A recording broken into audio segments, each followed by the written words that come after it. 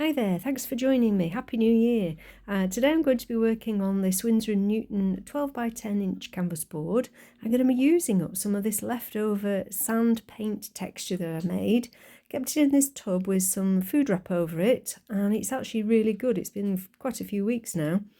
First of all, I'm going to draw a rough, literally very rough mountain sort of outline. I want to make a really textured mountainscape today to show you how you can use the textured sand paint to do this. First of all, I know it sounds a bit odd, but I'm actually going to do the background beneath the sand. So I'm starting with the sky. It's a mix of Payne's grey, a little bit of burnt sienna and some white. I'm using the palette knife to put that on just because it's quicker, and I'm just going to blend this to get the rough sort of background of sky, and I'm going to do exactly the same with the foreground. So again, a similar mix. I can still see the outline of the mountains, but I'm just putting in some colour, some lovely burnt sienna, bit of that blue, Prussian blue, and just going to blend it together. This will give us a good base to work from. Most of this will disappear, but it doesn't matter, we've got our start. So now I'm just going to let that dry overnight and then come back to it tomorrow. Okay, so now this is completely dry and I'm ready now to start applying the sand paint texture. And I'm using a medium-sized palette knife, not too big, because we want to be able to get into the sort of shape that we want. This mountain, although it doesn't really have to be fixed, I just want a good idea of the shape that I've got. So I'm applying it fairly thickly, pushing it along into the outline that I've drawn. Use the palette knife to make it work. You can use as much as you want. You can move it about, you can scrape some up and move it along. And you can leave a little edge, because if you're going to have this framed, you probably need a little margin. So I've just put it on and now I'm just smoothing some of it out. And we'll work on this texture to get exactly the sort of finish we want. I'll speed it up a little for you because it's a little dull to just sit and watch that. And again, I'm going to put some into the foreground. I want some layers of sort of mountains and hills. So here we go, just applying it. What I am going to be careful to do is to actually leave a gap in between the layers so that we can see that base paint, and then we can play with some shadows later on. So again, I'm just sort of pressing into the sand mix. I'm getting some texture, I'm getting lots of different levels, and now I'm going to use this spatula just to ease some more shapes in. I want some sort of rocky crevices, I want all sorts of things going on. I picked up a little of the mixture there, so I'll move it, and I'm going to very thinly apply some across the sky. I know it sounds a little bit strange, but it does add a really nice texture. And here we go. It's now dried. You can see it's dried darker than when it was applied, and we've got some nice ripples, we've got some lines, some stratas, and we've got some gaps where the backing is coming through. So first thing first, I want to just blend this sky down a little bit, add a little bit more depth, and I'm painting over the sand mix. It's not a problem, it goes on very smoothly with your brush, making some dramatic sort of skies using the same colours as we did originally, so everything is very much in keeping. A little bit of white in there just to keep blending. As you can see where the texture is, it's interesting, so I'm going to highlight it with a little bit of just titanium white, just so I can see where I want my clouds. Just keep on blending until you get what you want. Bringing a little bit further down to the mountains now. I want a little bit darker just behind there, just to give a little bit of drama. I like a bit of drama with our mountains. There we go. Nice bit of blending. You can use the colours you want. I went for sort of muted colours today. And I'm using white acrylic ink straight from the dropper, and I'm just dropping it onto the sand mix and then giving it a quick spray. It will soak into the sand. It will actually start to disappear. We can move it about, we can dip it where we want. It's just a really good base layer. Okay, now I'm going to go in with the transparent burnt umber, and I'm dotting it while it's still wet into the bases of certainly the top mountain and the midline. And again, I can move it around. It will go a sort of chalky brown where it hits the white because that's very opaque ink. But that's okay, we're getting a blend of colours here. It's looking very dramatic. Now I want to lift some of that out. Just use a tissue and it will lift it quite easily. There we go. You're in control, so I want that gap there. So I'm taking it out of that bit. And now I'm actually going in with black. Now I don't often use black, but because it's already wet, it's going to dissipate quite quickly.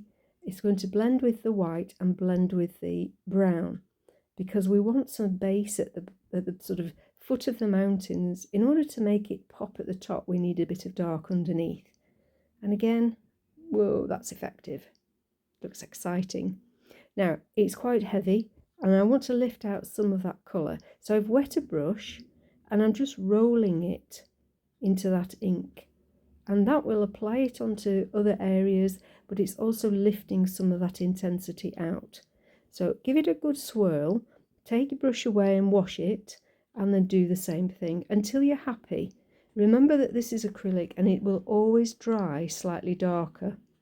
Another way to remove it is a cotton bud. You can wet the cotton bud and lift it out very easily.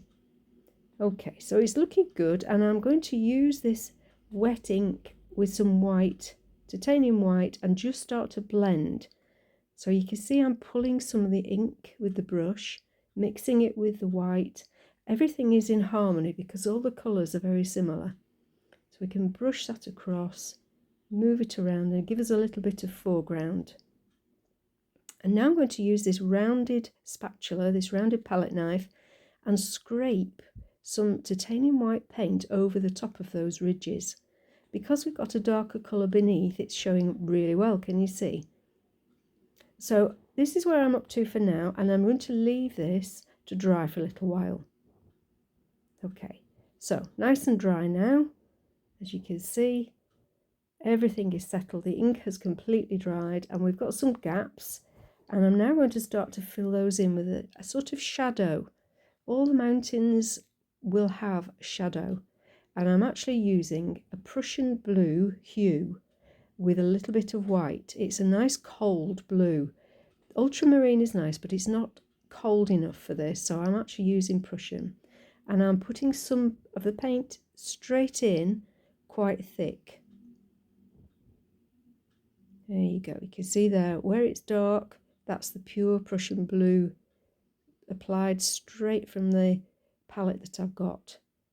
And I'm just putting it into bases and areas where I want that sense of a shadow being cast, or a little bit of shade between these rocks. We've got lots of little nooks and crannies, so we can put plenty of shade in there. You mix it where you want it, and then go in with a little bit of white paint, just titanium white, and gently pull the brush down to blend it. We want the sense of that shadow moving down, and it gets lighter as it gets towards the base.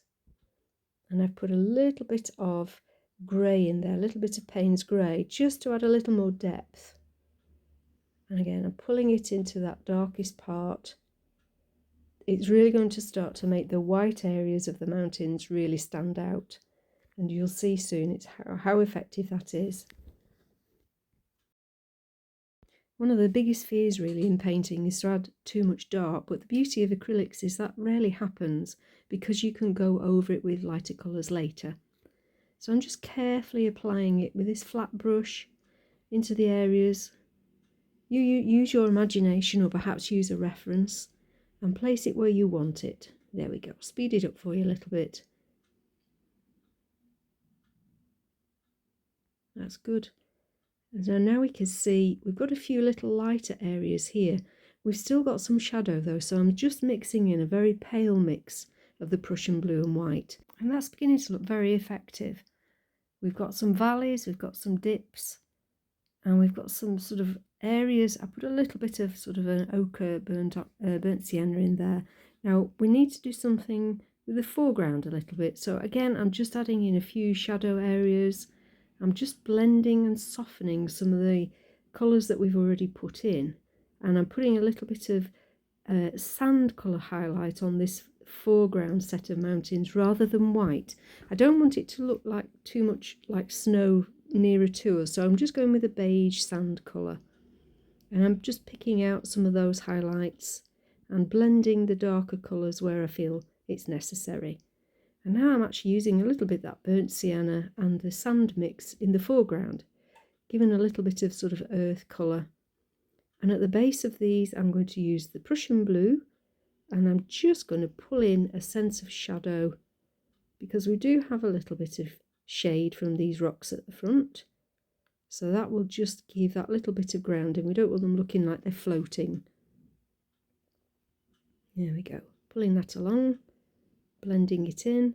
Now I've got this lovely green acrylic ink, so I'm actually going to drop a little bit of this into the foreground. I'm not going to put too much greenery because it's just a suggestion. As it gets nearer to us, the foreground, we can see more detail. So if there is some little grasses, mosses, that's what we would see. So just blending in with a little Prussian blue ink as well, just to darken that green. And I'm using a smaller flat brush just to put it around into different areas. Dot it in, blend it here and there. Just give that little sense of foliage, greenery, growth. Pushing it up just to give a bit of a grassy look. It will all come together in the end and make some sense, I hope. There we go. Add a little bit of white in here and there as well, just to give a little bit of relief from the darker colours. A little bit of burnt sienna, a little bit of that lovely ochre colour. And I'm just going to keep going with the foreground until I'm happy with it.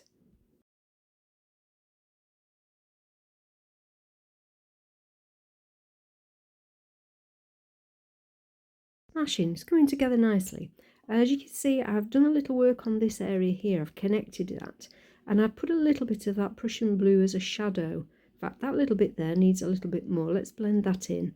So just the Prussian blue and titanium white mix, and I'm just brushing it, giving a sense of a sort of shadow there. It's very effective. If you ever wondered about how to do this, watch Bob Ross. He's wonderful. It works with oils, but it also works with acrylics. And now I'm just going to use this small palette knife. I'm going to mix up a little bit of this Van Dyke Brown and Payne's Grey. And I want to add some rocks into the foreground. So I'll just put it onto another tray and then I can scrape it. And I'm just putting it on with the edge of the knife and pulling it upwards. Very random. There's no plan with this. It's just to break up that foreground. Because this is the base of the rocks. And what we'll do in a second is add some highlights to them, which then starts to give them a sense of light hitting them and just coming together. There we go, a little bit of that biscuity colour, that sand, just on the top. It's not a completely overcast day, so there is a bit of light. Nice bit of burnt sienna there. It's perhaps a little bit heavy, so that's okay. I'll add a bit of biscuit, and I will also lift some of that out and move it further along. There we go, we can spread that out nicely. Excellent. It adds a little bit of warmth. And I'm just using a liner brush and I'm flicking up some little bits of greenery. And I've got a really weird sort of turquoisey blue green mix on the brush. So I'm putting that as a bit of shadow. It's a lovely sort of, I don't really know what you call it, teal, I suppose. It kind of looks a little bit like water. So we could perhaps think it's a little bit of ice that was now melted. Especially when you add a little bit of white in, just gives that sort of lift. So it was an accidental colour, but I'm quite pleased with it. It's nice when those sorts of accidents happen. Okay, and there we have it. And I like the drama in this. I like how it's going to look with a mount on it, so you can see where we've left that little border. It's a dramatic picture, and I hope that you'll give this a go and perhaps try it with your own colours. Thank you so much for joining me, and I look forward to sharing more with you this year.